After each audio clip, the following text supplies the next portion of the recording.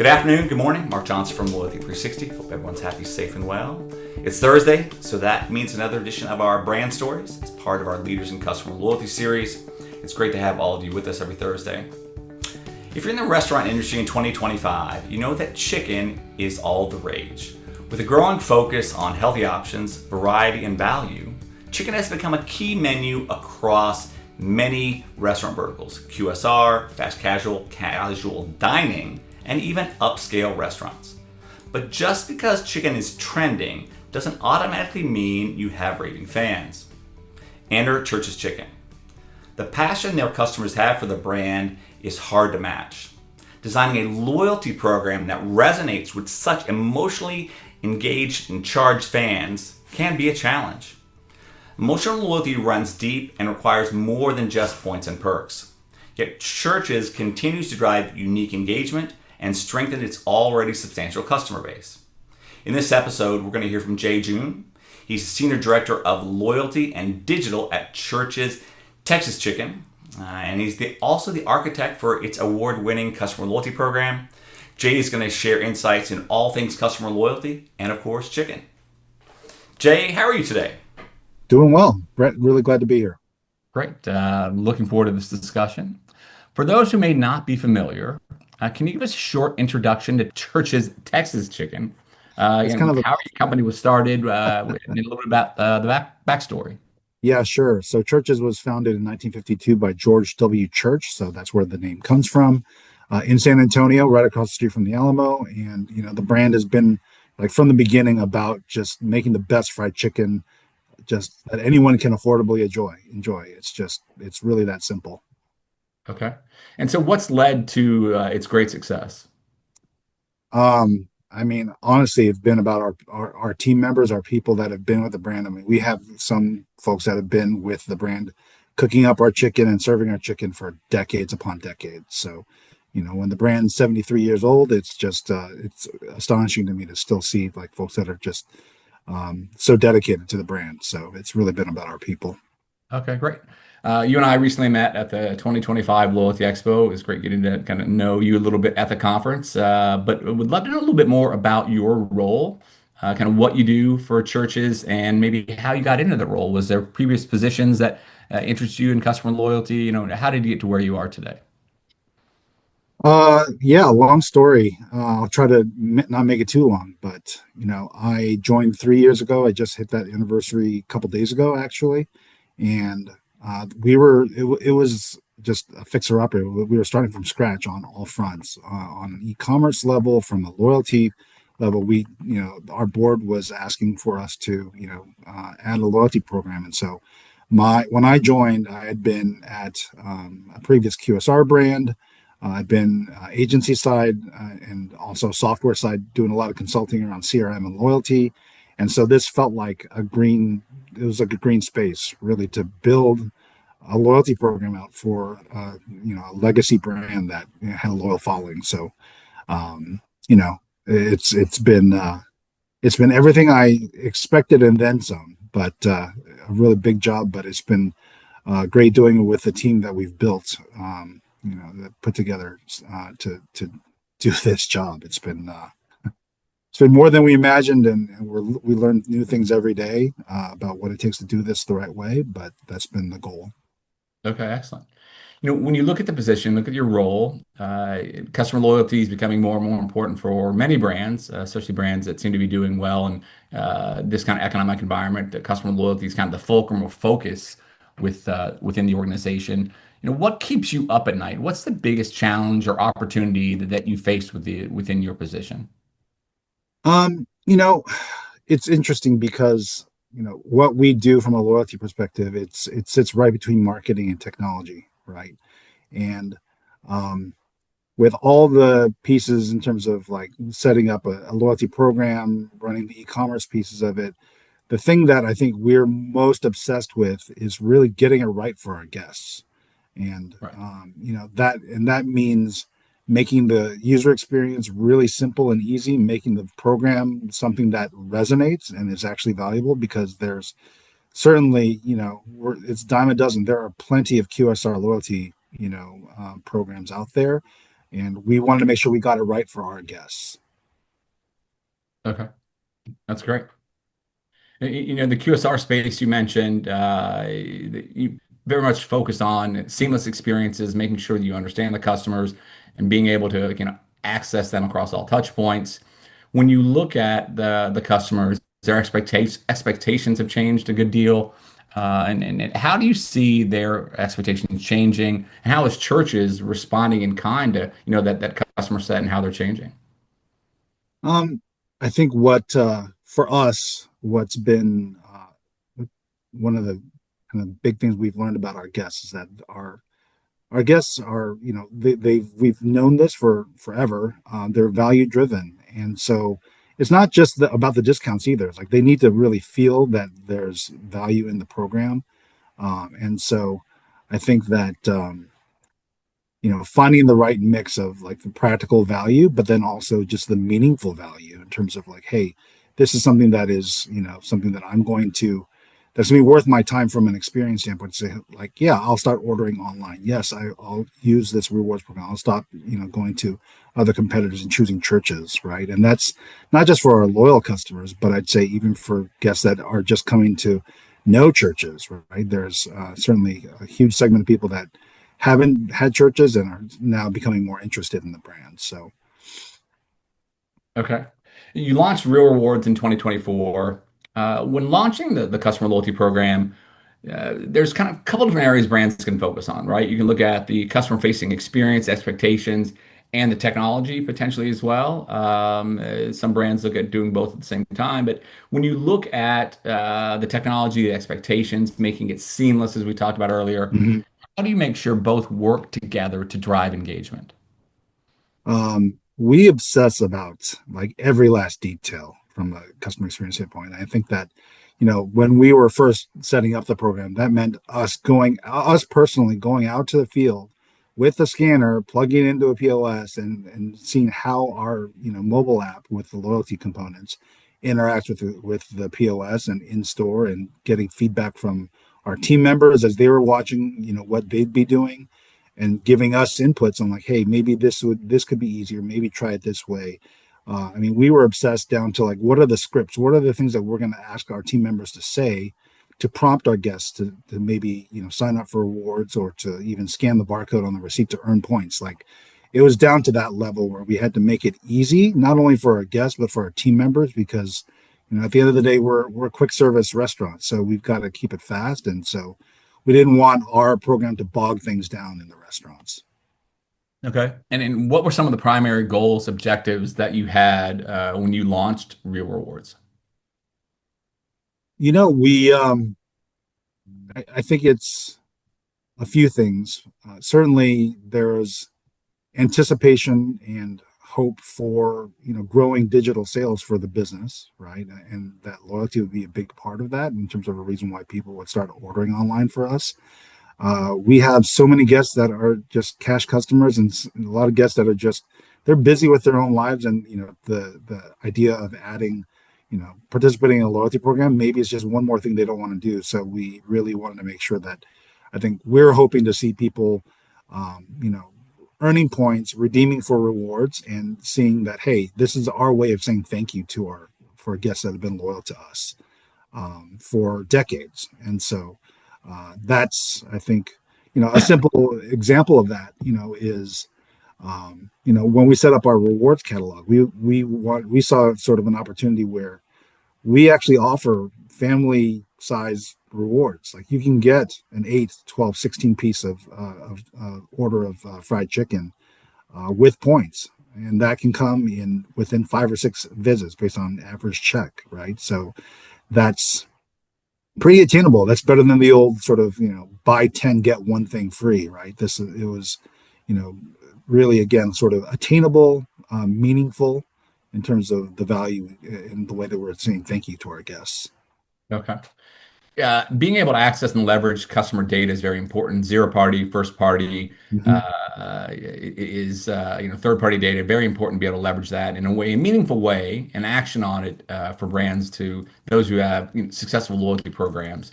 When you look at the personalization approach that you take, and how are you effectively leveraging data throughout the program to drive the personalized offers and communication that is so important in this program? Yeah, I think for us, we are almost a year into the program. What I would say is we're still sort of at the starting gates with that. I think that we are preparing to really get into that level of personalization. And I think that the task ahead of us is really going to be about, we're in the process right now of finding out what are the channels that our guests engage with us the most, right? We have all the channels available to us, whether it's email, whether it's SMS or push, like those are all things that are available to us. We have both our web and our app ordering experience, but we have to find the right mix of, communications and figure out what makes sense for our guests. And we're still discovering that. Once we figure that out, I think that's where we're looking ahead to really starting to say, like, what's meaningful? Is it personalizing the offers? Is it personalizing content? Those are all things that we're looking ahead to. Okay. But I think that's the um, that's the expectation that I think that the industry has generally set. Like, hey, let's the right message, right time, in the right channel. Like that all is true for us as well as anybody, as much as anybody else. But I think that our version of that is still ahead of us. Okay. When you look at customer loyalty, very important, but as we talk to different brands, we love to get a kind of understanding of how they define it qualitatively. Hmm. So, what does customer loyalty mean to you and to churches? You know, um, I know there's an aspect of the just loyalty where it's about driving incremental visits and growing check and all the commercial pieces of it.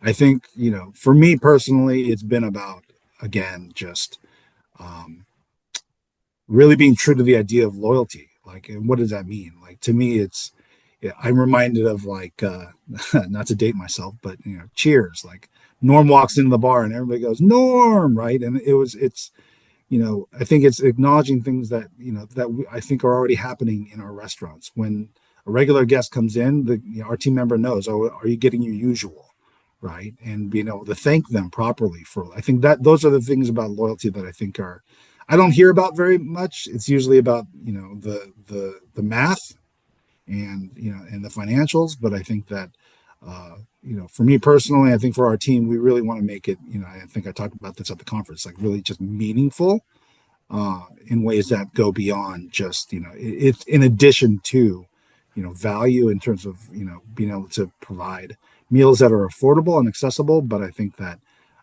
really thanking them, that if again if I were to talk to a guest, and they felt that hey, this I really appreciate this program, like if I were to hear that, I think I could probably just um, drop the mic, walk away. I'd feel pretty good about what we did. Okay. And you talked about personalization, you talked about the cheers, the norm effect, correct? Hmm. Everyone knows your name. Everyone, you can leverage the technology to create that simplicity. So, you can action on it. How does the Real Rewards program enable you to do that? Well, I mean, that's sort of the opportunity with first party data, being able to see like, hey, I see that this guest is a regular family meal guest for us. Like, what are we going to offer them as a way to make sure that they, maybe visit us one more time, right? Or make sure they don't go to a competitor. Quite honestly, like that happens quite a bit. I think that um, the way that can I think it can surface in terms of offers. It can just surface in the way that we talk to them and what we talk to them about. um, I don't think it needs to be fancier than that, honestly. I think those are the things that in terms of maximizing relevance, in Yep. terms of what we're talking to them about. I mean, there's everybody, doesn't matter what kind of income you're making, there are a thousand things that get your attention. Like how do we make that those little moments that we get with them connect. Okay. Excellent. So when you look at uh, the efficacy and efficiency of the program, metrics are very important, something that we're very focused on at customer loyalty, at Loyalty 360, should I say. We have a yearly study we're getting ready to launch again that really looks at all kinds of KPIs and metrics. What KPIs and metrics are important to you when you look at your customer loyalty strategy and the efforts to keep the program on track and performing so well? Yeah, I think it's probably not unusual, right? It's going to be, how often is our guest coming? And I think this is for us one of the things that one of the things we're looking to gain out of this is like first party data that tells us, hey, these your guests come this many, times a year, right? There's sort of what we would get from third parties that were directionally probably helpful, but being able to talk to really know that, hey, this guest comes once a week, once a month. I think those types of metrics are in play. Certainly, we're looking at, how much are they ordering? What are they ordering?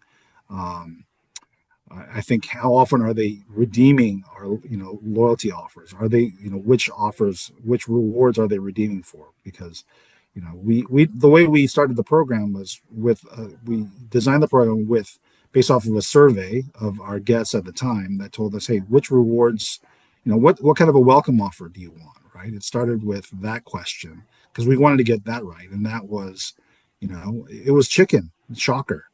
It wasn't a side, it wasn't a dessert, it wasn't a drink. It was, we want chicken. So we said, okay, let's do that. And so I think that you know, making sure that our rewards again are in line with what our guests want and our offers are in line with what they want and things that resonate with them. I think that's the only way it becomes a win-win for both the business and for our guests. Okay. Are there KPIs that you've heard about or KPIs that you would maybe like to have as part of your program that you might not be tracking now?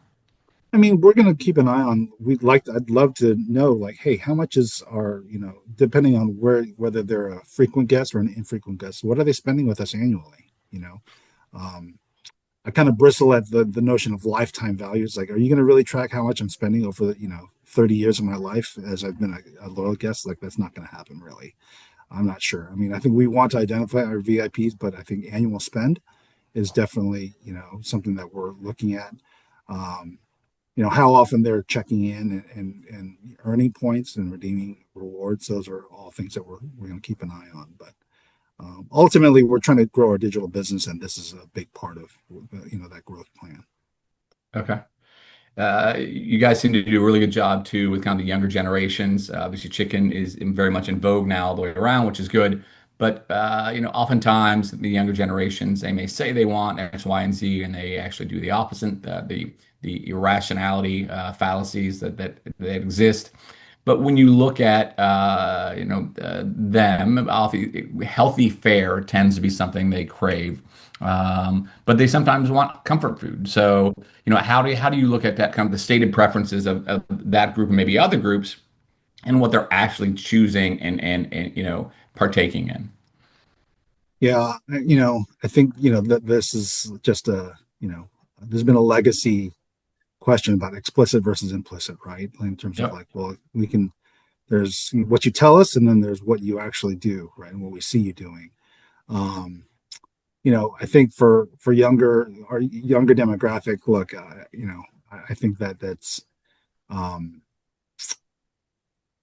probably it's an area where we're still kind of trying to figure out what that looks like. I think if I based on what I see on TikTok, right? I think what I'm interested to see is like, well, are they all buying gravy to dunk their chicken in because they see all these, influencers, dunking their chicken and raving about what it's like, it's really, that I think there are certainly more opportunities to just see in real life. There's like what we see in data, and then there's also, I think, opportunity to see like what is actually happening uh, out there, with our guests in the real world. So Okay. I don't think there's an easy answer on that one. And I think that I look at my kids and it's like, you know, I'm Gen X and they're Gen Z, and my youngest son is Gen Alpha, I guess technically. And I'm like, I don't know what they're going to do. Like the way that they consume media is so wildly different. Like my son has no concept of any kind of a network television show or commercials. Like for him, it's all about YouTube.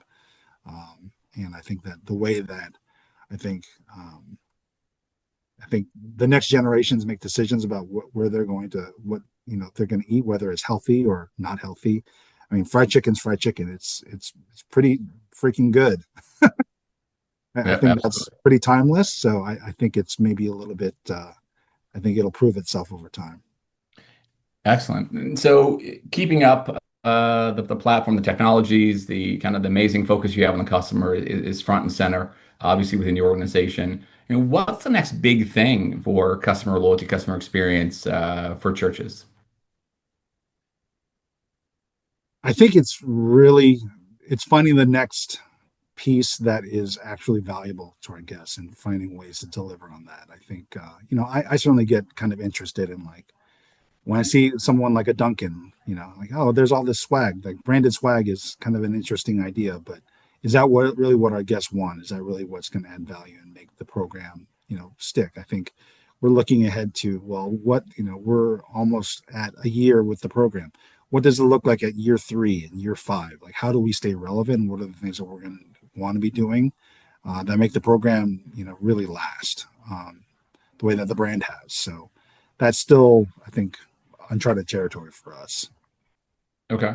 And when you look at the customer loyalty program holistically, what are 2 or 3 things that you're most proud of? Um, I think I'm just excited that we're able to thank our loyal guests. I mean, when we read through feedback on, Apple, Google Play, like App Store, Google Play, and Google Business Reviews, like all the feedback we're getting through our surveys, um, they've been waiting. They've watched every other brand with a launch a loyalty program, and I think that being able to finally thank our guests has been really gratifying. Um, and I think that what we're seeing in the feedback is that the value is meaningful. I talked about it during the conference, right? When guests are, some of our guests really need that dollar to be stretched a little further. And when we can give them points that they can use like currency to get one of their meals for free, it really means a lot to them, right? It's not just a meal. Like, sometimes it's a meal they really need to make ends meet. And that's another level of, I think that in terms of loyalty, that I honestly, I probably couldn't have anticipated, but when I see that feedback, it means a lot. And I think the last thing really is just um, digital sales, and this loyalty program has been part of a rocket ship that I and the team that I get to work with every day, that we've been able to be a part of, and watching our business grow, as part of this, and letting this be a big engine of that growth and the investment that the business put into it, has been gratifying, because it means we're building something meaningful. Like, it means going to work each day is, like, it's challenging, but it's like like we're being asked to grow the business, like, really aggressively. But as big of a challenge that is, we have the support, and we're excited at the progress we've been making. So that's been awesome. Okay. And then the last question we have, somewhat self-serving, what can Loyalty 360 do to help you and your team in your customer loyalty journey? I think I saw a glimpse of that at the conference. That was our first time there, and I think just being able to connect with other brands and get some perspective of what's working, what's not. I really feel like I think Loyalty 360 can continue to help, right, by just growing and connecting the loyalty community. Like, it was cool, rubbing elbows with folks that I was competing with, in for some of those categories for the awards. But byproduct of that was just like, oh, I get to hear what they're doing, and they get to hear what I'm doing, and um, we can compare notes, and it helps. Sleep comes a little easier knowing that, like, oh, okay, I have a glimpse of what might be ahead. I have a glimpse of, like, what other brands are doing with loyalty. So better together is kind of, I think, the theme there. Excellent. Well, Jay, thank you very much for taking the time to speak with us today. It was great getting to know you. More about the church's amazing customer loyalty program. You guys are doing a great job. But you're not off the hook yet. We have our quick fire question round. So we like to keep these to a short phrase or a one word response, or I get in trouble with Hannah and Ethan, which I'm always in trouble with them. So it wouldn't be anything different. But anyway, here we go. The first question we have is, what's your least favorite word others use? Oh, 360 view of a customer just makes me vomit every time. Like I'll take Nice. 180 before I have to really need 360. Maybe I'll change it to Loyalty 180 then. What is your favorite word? Context. Excellent. What excites you at work?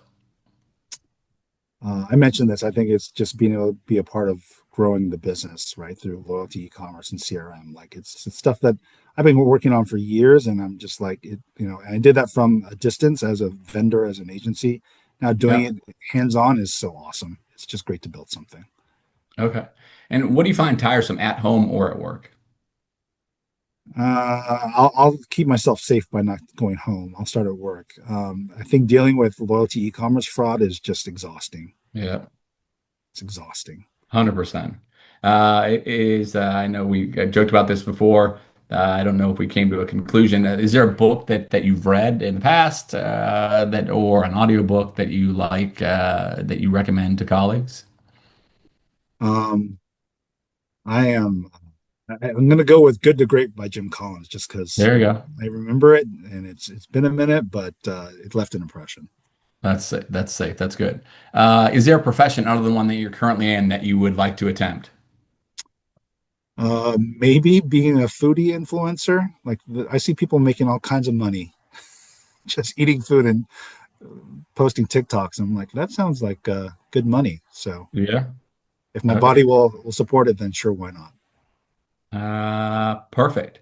What is there something that you enjoy doing that you often don't get the chance to do? Camping or golf, Okay. either one of those. Like they just take time, and either one of those would be great. Yeah, I just picked up golf with my son. I have two girls that are Division One athletes, and a third one is going to be. She's in recruiting, and so I'm kind of settled down a little bit so I can pick up some old hobbies. So golf and skiing came back this year, so Nice, it'll be nice. fun. Yeah, we're only on the par threes so far, but we'll get to the bigger courses eventually. But That it is sounds. back out. Yeah, Uh, yeah. what profession? We already checked that. So, who inspired you to be the person that you are today? Honestly, I don't think I could name any one person. I've been really fortunate to work with. I'd say there's just been sort of this influence by a collective, just this collective excellence among peers I've had the privilege of working with. Like it's everything about where I am today feels like what I call a happy accident. Like I didn't plan this. I didn't go to college for this. Right. This has been absolutely like experience over experience additive in terms of like how I'm inspired and what I learn and how I get to use that. So Okay. And what do you typically think about at the end of the day? what I'm cooking for dinner. There you go. And last question, how do you want to be remembered by your friends and family? I think simply put, I guess I would hope that I blessed other folks in some meaningful way. Just that what I'm doing is actually helpful to people. So Excellent. Well, Jay, thank you very much for taking the time to speak with us today. It was a good to see you again, getting to know a little bit more about you, some of your interests, but also getting an update on the church's Texas Chicken Customer Loyalty Program. You guys did well, and congratulations on all the wins at the conference, and thanks for the focus that you place on customer loyalty. yeah, no, it's an exciting time for us, and really glad we got to participate in the conference this year. Certainly look forward to more ahead. Excellent. And thank you, everyone else, for taking the time to listen. Make sure you join us back every Thursday for additional episodes of our Leaders in Customer Loyalty series. And until then, have a wonderful day.